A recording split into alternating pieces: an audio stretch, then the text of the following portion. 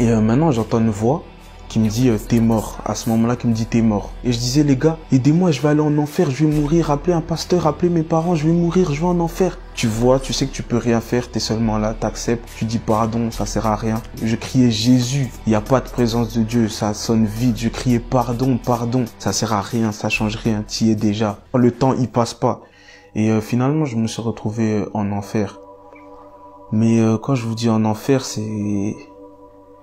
c'est pas des jeux, genre, c'est vraiment réel.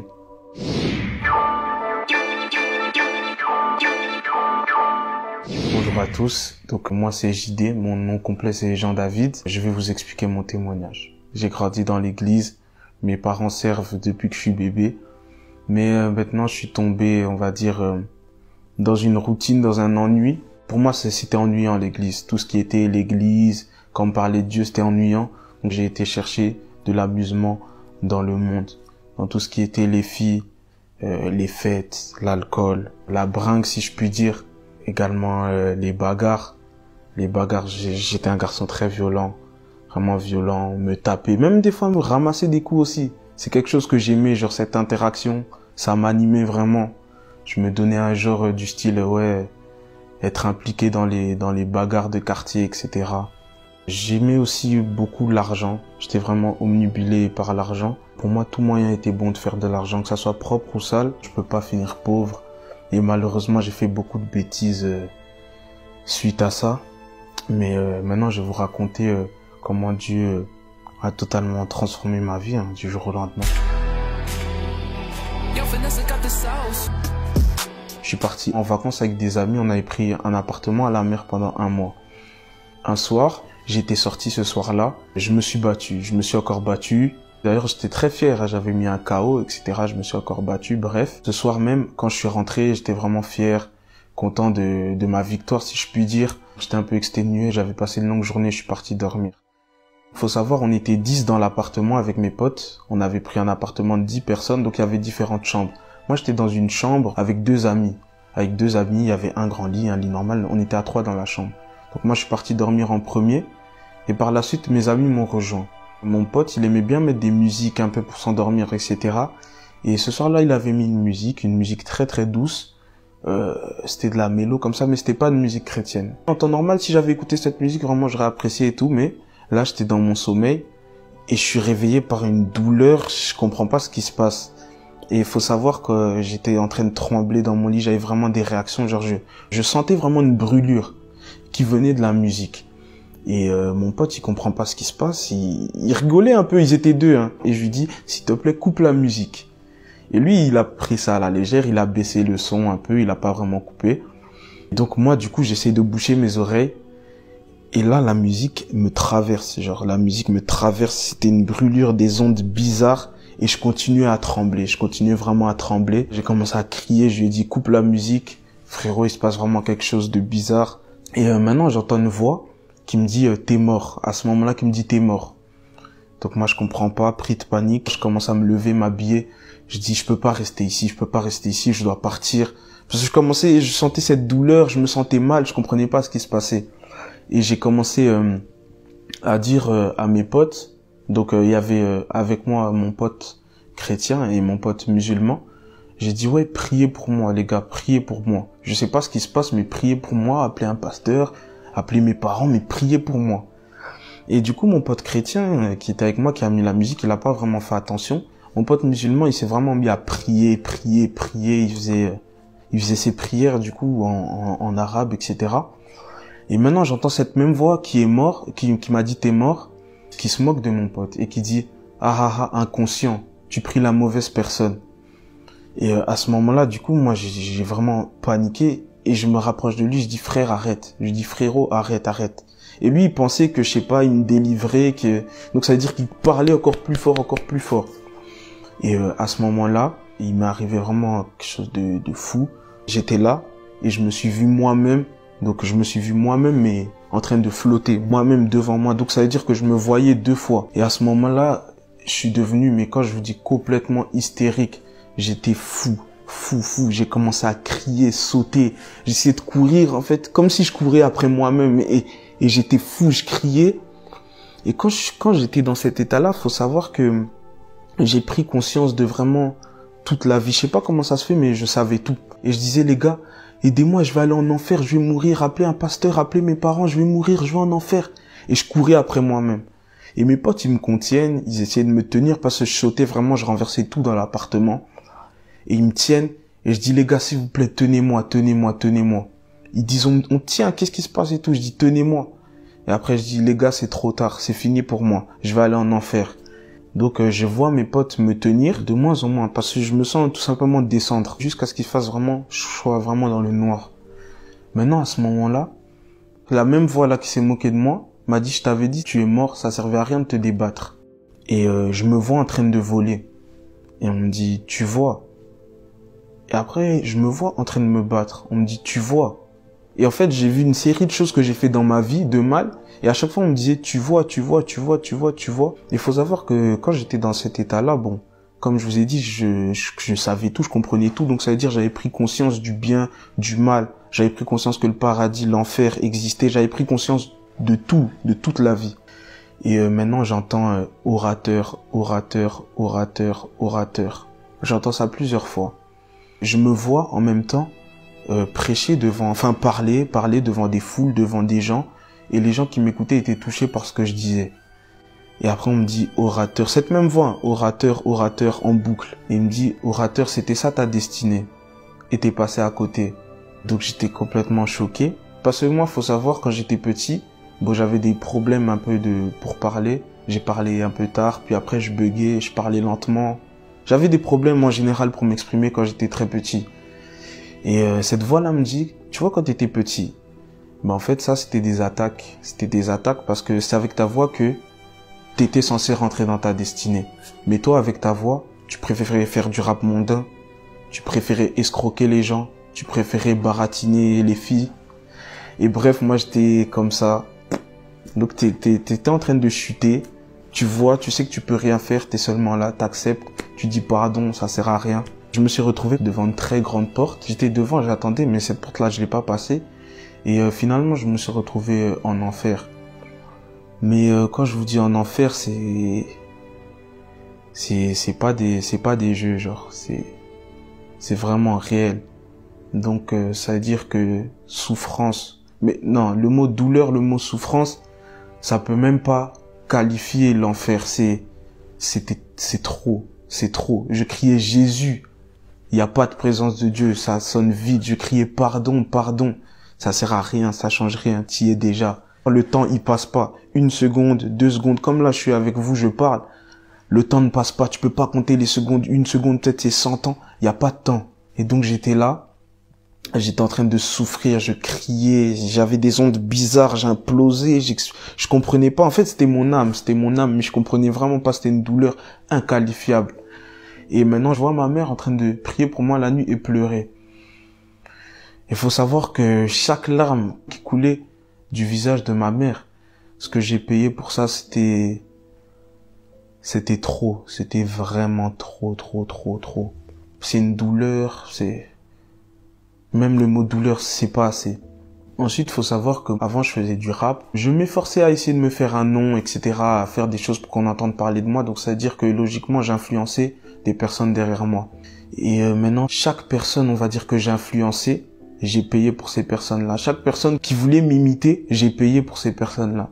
Jusqu'aux personnes qui écoutaient mes musiques, j'ai été puni pour ces personnes qui écoutaient les musiques. Mais quand je vous dis la souffrance, en fait, c'est une souffrance.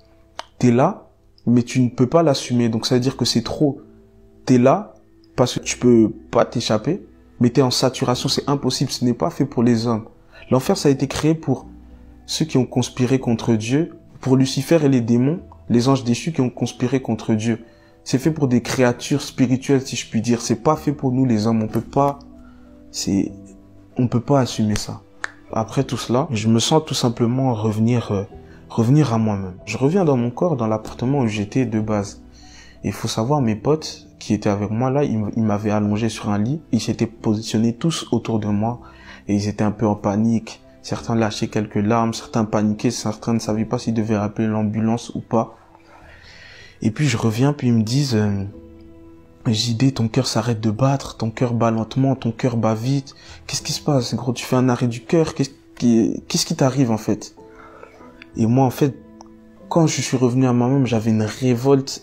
Et en fait, j'étais clairement énervé. J'ai commencé à leur crier dessus. Je leur disais, c'est pas un arrêt du cœur que je suis en train de faire, c'est un arrêt de l'âme. Et je faisais que leur crier dessus. Et je leur disais, nous, on est là, on fait nos trucs, mais on se rend pas compte de ce qui nous attend derrière. On se rend pas compte que le salaire du péché, c'est la mort. Mais la mort spirituelle. Et la mort spirituelle, c'est pire que la mort physique. Et faut savoir, en fait, je faisais des allées-venues. Je faisais vraiment des allées-venues. Et donc j'avais vraiment ce sentiment-là. Donc je quittais mon corps, j'allais en enfer, puis je revenais dans mon corps, puis je repartais en enfer. Je revenais dans mon corps, je repartais en enfer. Et moi, je comprenais pas. Je leur disais, mais attendez, c'est de la torture. Donc moi, je vais mourir devant vous, mais je vous aurais dit ce que c'est l'enfer. Donc moi, je vais être l'exemple, la leçon pour tout le monde. En fait, j'étais vraiment révolté. Je leur disais, vous pouvez pas aller où je suis. Vous pouvez pas aller là-bas. C'est pas fait pour nous. C'est impossible. Donc moi, je leur criais dessus. Puis d'un coup, ma langue a commencé à brûler. Comme s'il y avait une lueur qui était dans ma bouche. Et ça sortait tout seul. C'est pas moi qui parlais. Et ils m'ont dit qu'apparemment, ce que je leur disais, c'est que je prêchais, je les exhortais. Moi, j'étais un type, je lisais pas la Bible.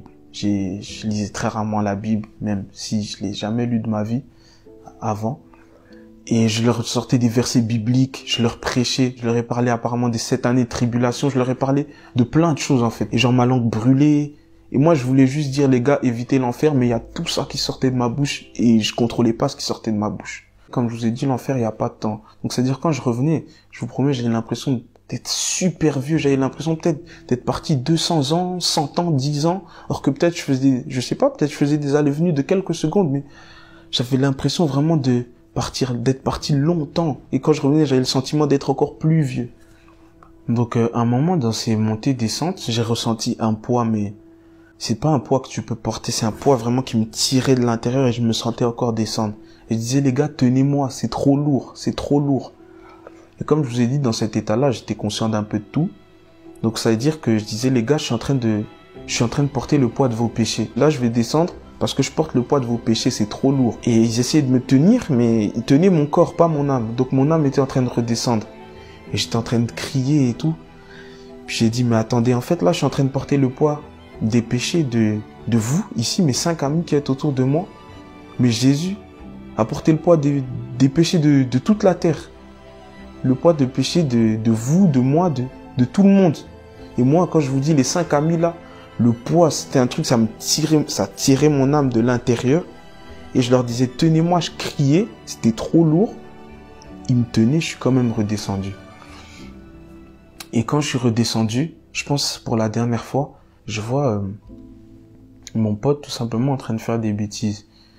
Et maintenant, moi, j'ai commencé à dire, mais attendez, c'est mon pote, c'est pas moi. Pourquoi je devrais souffrir pour mon pote? On m'a rétorqué, les bêtises de ton ami, c'est tes bêtises aussi si tu le fréquentes. Soit tu l'aides ou tu l'empêches de faire ça, ou soit t'arrêtes de le fréquenter. Après ça, j'ai encore souffert. Même le mot souffrance, c'est même pas assez. À un moment, dans toute cette douleur-là, quand je vous dis la douleur, là, c'est déjà insupportable. Mais là, c'était vraiment le summum de l'insupportable. C'était impossible. C'était de trop. Et comme je vous ai dit, je savais tout. Et quand j'ai ressenti cette douleur-là, cette implosion, cette explosion, ces vibrations bizarres, c'était vraiment de trop. Et en fait, c'était la souffrance tout simplement d'un homme de Dieu. D'un homme de Dieu qui finit en enfer. Et c'était la pire de tout ce que j'ai déjà vécu avant, c'était la pire de toutes. Après cette phase-là, je me retrouve par terre, sur un sol, si je puis dire, pas vraiment blanc, mais c'était une matière assez, ça m'avait l'air propre, très luxueux. Après, c'est une matière que j'ai jamais vue dans ma vie. Je me lève et je vois devant moi comme des gardes en V comme ça, en V, et des gardes grands, mais vraiment tellement grands que limite j'arrivais pas à voir leur visage, je voyais le bas de leur corps, si je puis dire. Et maintenant, au coin de ce V là, au coin du V, il y a une grosse présence comme ça qui est arrivée, une grosse lumière. Dès que j'ai senti ça, je me suis allongé par terre. Je me suis vraiment mis comme ça, par terre, tout mon corps allongé face contre terre. Comme un réflexe, je me suis mis comme ça par terre, je sais pas pourquoi. Et quand j'ai senti cette lueur, cette puissance, en fait, j'ai jamais ressenti ça dans ma vie, j'ai jamais... Faut savoir, moi, je me battais, je tapais des gens, je me sentais un peu invincible. Je ne me suis jamais senti aussi faible de ma vie. Jamais. Quand j'ai senti cette puissance-là, je me suis dit, mais en fait, je suis moins qu'un insecte, je suis une poussière. Cette puissance-là, même comme ça, un souffle, il y a plus de planétaire, c'était trop puissant, je me suis jamais senti aussi vulnérable de ma vie. Et genre, j'étais tétanisé, j'avais vraiment peur. Enfin, c'était pas vraiment de la peur, c'était de la crainte, j'étais tétanisé, je bougeais pas. Déjà, je n'arrivais pas à bouger, j'arrivais pas à lever la tête et j'étais conscient que si je levais la tête, j'arrivais à regarder ça de mes yeux, j'allais complètement me faire désintégrer, c'était trop puissant, je pouvais même pas regarder, je pouvais pas lever les yeux. J'étais là en train de pleurer, je disais pardon, je veux pas mourir, pardon, je peux pas aller en enfer, pardon, pardon. Et je m'exprimais en fait, faut savoir, je m'exprimais un peu avec l'argot. J'étais un peu trop à l'aise quand je parlais. Je m'exprimais un peu en argot, des langages de jeunes, etc. Et maintenant, cette puissance-là, Dieu, tout simplement, m'a dit, est-ce que tu sais à qui tu parles? Quand il a dit ça d'une grosse voix, c'était pas une voix énervée ou quoi, c'était une voix autoritaire. On m'a dit, est-ce que tu sais à qui tu parles? Quand j'ai entendu ça, instantanément, tout mon corps a commencé à brûler. J'ai commencé à crier. J'ai dit pardon, pardon, pardon. Je vais m'exprimer en bon français. La langue que tu as inspirée aux hommes. Avec l'intelligence que tu as donnée aux hommes. Pardon, pardon. Et j'ai commencé à m'exprimer bien. Mais quand je vous dis bien m'exprimer, moi j'avais un peu... Bon, mon langage avant c'était compliqué. Hein, beaucoup d'argot, etc. Là, j'ai jamais autant bien parlé de ma vie. Je parlais vraiment de manière distinguée. Comme si j'étais face à un président, comme si j'étais face à un roi. Je disais oui, vous, pardonnez-moi, etc., etc., etc. Et maintenant, d'un coup, j'ai commencé à parler tout seul. Je sais pas comment ça se fait, mais j'ai commencé à parler tout seul. Et déjà, c'était pas ma voix, c'était une voix particulièrement grave. Il faut savoir, mon âme était ailleurs, mais mon corps était dans l'appartement. Et mes potes, ils entendaient ce que je disais, ils entendaient ce qui sortait de ma bouche, ils entendaient ce que je disais. Et cette voix-là, grave-là aussi, ils l'ont entendu. En fait, j'étais en train de promettre, tout simplement. Et j'ai commencé à promettre de consacrer ma vie à Dieu, passer ma vie à témoigner, de passer ma vie à gagner des âmes, passer ma vie à servir Dieu. Et quand j'étais en train de faire cette promesse-là, en fait, je promettais pas devant n'importe qui. Donc ça veut dire que j'avais ce sentiment, cette douleur-là, comme si j'étais en train de redescendre. En fait, c'était soit je m'accroche à cette promesse, soit je vais en enfer, soit je meurs. Soit je m'accroche à cette promesse-là de servir Dieu, soit je meurs. Donc j'étais en difficulté et j'avais une grosse voix. Je disais, oh, je promets. J'avais vraiment une grosse voix. Je sais pas comment ça se fait. Mes potes, pour témoigner, ils ont entendu cette grosse voix-là. Et donc j'ai promis de servir Dieu, consacrer ma vie à Dieu, consacrer ma vie à témoigner, de faire de ma vie un témoignage, gagner des âmes. J'ai promis tout ce genre de choses. Et maintenant, bon, j'ai plus ce sentiment de douleur là, et je reste tout simplement allongé, tétanisé, toujours allongé, face contre terre. Et maintenant on me dit, relève-toi, lève-toi. Et moi j'arrivais pas. En fait j'avais cette crainte, cette puissance. Quand j'ai senti cette puissance, j'ai dit je peux pas me lever. J'arrivais pas à me lever. Je suis resté allongé, toujours face contre terre. Maintenant on vient, quelqu'un m'aide à me relever tout simplement, m'aide à me relever. Je me mets pas debout droit, tête levée et tout, non. J'étais resté à genoux, on va dire, à genoux, un genou à terre et une jambe comme ça, et j'avais la tête baissée. Je pouvais pas lever la tête, c'était impossible. Donc quand j'ai été dans cette position-là, j'ai commencé à regarder autour de moi, mais pas devant. Hein. Donc j'avais toujours la tête baissée, je ne me permettais de regarder que sur les extrémités. Je pouvais pas, absolument pas lever la tête, impossible pour moi, j'allais me faire décimer, trop puissant. Je vois tout autour de moi en fait plein d'hommes, tout plein d'hommes. Et comme je vous ai dit, dans cet état-là, j'avais la connaissance et j'avais la conscience des choses. Je sais pas comment ça se fait, mais j'avais la conscience de tout. Et quand je voyais ces hommes-là, en fait, je voyais des hommes de Dieu. Je voyais des prophètes, des évangélistes, des pasteurs. En fait, c'était des hommes de Dieu. Et ils étaient aussi dans la même position que moi, donc un genou à terre et la tête baissée. Ils avaient Ils avaient sur eux une sorte de, si je puis dire, une cape, couverture, comme une fourrure sur eux, sur leur dos. Et ils tenaient de la main droite un bouclier, de la main gauche une épée. Donc je regarde comme ça un peu autour de moi, ok, j'ai vu ça. Maintenant moi, je sens tout simplement qu'on met aussi cette fourrure, cette sorte de fourrure sur mon épaule, on met aussi ça. Maintenant on me donne aussi un bouclier dans la main droite, une épée dans la main gauche. Maintenant, on pose un coffre à mes pieds, un petit coffre, mais ça avait vraiment l'air luxueux. Mais encore une fois, c'est un truc que j'ai jamais vu dans ma vie, mais ça avait vraiment l'air luxueux, une sorte de coffre. Et on me dit ta mission. Et la personne là, quand elle a posé le coffre, quand elle a lâché le coffre, j'ai regardé à ses mains et je vois en fait un trou ici et un trou ici. Ses deux mains étaient trouées. Je commence à réaliser que quelqu'un qui a les mains trouées dans ce genre de situation, ben c'est Jésus. Donc je commence vraiment à réaliser ce qui se passe et dans ma tête, c'était vraiment l'euphorie. Et donc toujours la tête baissée. Et maintenant, cette voix-là me dit, t'es pardonné, mais c'est ta dernière chance. Et il faut savoir que moi, en fait, j'étais un garçon vraiment entêté. J'avais déjà eu des avertissements, si je puis dire, réels de Dieu dans ma vie, que j'ai jamais pris en considération. Et aussi, j'étais un garçon assez tumultueux, turbulent. Donc, c'est-à-dire que j'ai mis vraiment ma vie en péril beaucoup de fois. Ceux qui me connaissent vraiment, qui marchaient avec moi, qui ont fait toutes les bêtises avec moi, savent que j'ai peut-être failli mourir plus de 10 fois dans ma vie. J'ai vraiment trop mis ma vie en péril. Maintenant, cette voix-là me dit, t'es pardonné, mais c'est ta dernière chance. Donc moi, quand j'entends ça, logiquement, c'est pas quelque chose à prendre à la légère. Vraiment pas à prendre à la légère. Après ça, tout simplement, je me sens en fait revenir dans mon corps, revenir à moi-même.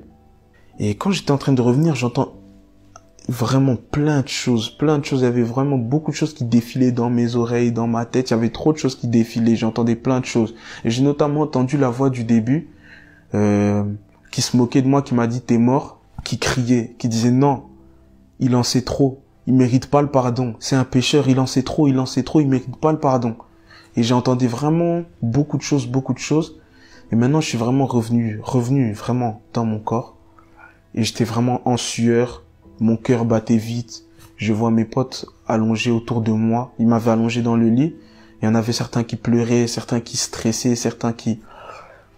Et quand je suis revenu, j'ai dit, quelle grâce. Et j'étais en boucle, je faisais que dire, quelle grâce. Et après, je leur disais, les gars, en fait, quand j'ai réalisé tout ce qui se passait, je disais, ah, mais attends, là, vous êtes que 6. Parce que je voyais qu'ils ont été touchés par ce qui m'est arrivé. Je dis, attends, donc là, vous êtes que 6. Mais c'est pas assez. Je dois beaucoup plus impacter, je dois partir d'ici, je dois évangéliser toute la terre. Je me rappelle, j'avais dit ça, je dois évangéliser toute la terre. C'était vraiment... J'avais ce feu, je disais non, je dois gagner des âmes, les gens ne peuvent pas vivre l'enfer. Même l'enfer, c'est pas quelque chose de souhaitable, même à son pire ennemi. Donc je disais non, je dois évangéliser, je dois pas rester ici, etc. Après je leur ai dit les gars, à partir d'aujourd'hui ma vie a changé, ma vie va changer. Il faut savoir, moi quand je faisais du rap, bon, j'avais mon nom de rappeur, etc. et tout. Mais ce nom-là, on m'a appelé par ce nom-là, on m'a dit ce nom-là, oublie-le. L'ancien personnage que tu étais, oublie-le, il n'existe plus. Et après, moi, je lui ai dit, bon, les gars, le personnage, là, il n'existe plus. Moi, maintenant, je suis un homme de Dieu, etc. Et maintenant, l'après, c'est que je suis incroyablement reconnaissant envers Dieu. Déjà, de m'avoir fait la grâce de pouvoir expérimenter ça, même si c'était très difficile. De m'avoir permis, tout simplement, de voir, en fait, ce qui m'attendait si j'étais mort avec le train de vie que je menais. Donc, avec la vie d'avant, les sorties, si j'étais mort dans cette vie-là, en fait, j'ai pu voir ce qui m'attendait après. Et j'ai réalisé tout simplement que tout ça, c'est vraiment éphémère. L'argent, je courais vraiment derrière l'argent. J'ai réalisé que l'argent, tu vas pas l'emmener après ta mort. L'argent, tu vas le laisser ici. Les filles, tous les plaisirs de ce monde derrière lesquels je courais, j'ai réalisé qu'en fait, c'était des plaisirs éphémères et qui me mèneraient tout simplement à ma perte. Et vraiment, je rends grâce à Dieu de m'avoir fait cette grâce et d'être ici, là, pour en témoigner. Et je tiens à parler à toi qui regarde cette vidéo. Je voudrais dire que c'est très important et qu'il faut qu'on prenne conscience que c'est réel. Moi qui croyais pas vraiment à ces histoires-là, bon, j'entendais ça de loin. Je pouvais entendre des témoignages comme ça via mes parents, mais Pour moi, c'était du blabla, tout ça. Mais Dieu m'a confondu parce que ça m'est arrivé à moi-même, donc je peux plus nier. Le monde spirituel existe. La vie après la mort existe. L'enfer existe. Le paradis existe. Et on a les cartes en main, en fait. Tant qu'on est en vie, sur cette terre, on a les cartes en main. C'est à nous de préparer notre destinée, tout simplement. Maintenant, à toi qui regardes cette vidéo, ne te sens jamais trop sale pour revenir à Dieu. Il n'est jamais trop tard. Dieu est un Dieu d'amour. Il a déjà payé à la croix pour tes péchés, pour mes péchés. Il n'est jamais trop tard pour revenir à lui et pour te repentir. Je t'invite, à toi qui regardes cette vidéo, à faire cette prière avec moi. Seigneur Jésus, tu connais mon cœur, Seigneur Jésus. Tu vois ma vie. Tu connais ma situation. Seigneur, aide-moi tout simplement à pouvoir arriver au but, arriver là où tu m'attends, pouvoir rentrer dans ma destinée. Aide-moi, Seigneur, à ne pas me perdre et à ne pas tout simplement rater le coche, finir en enfer. Mais aide-moi, Seigneur, à accomplir ce que tu attends de moi pour pouvoir te rendre fier et dégager un bon parfum. C'est en ton nom que j'ai ainsi prié. Amen. Merci de m'avoir écouté et soyez bénis.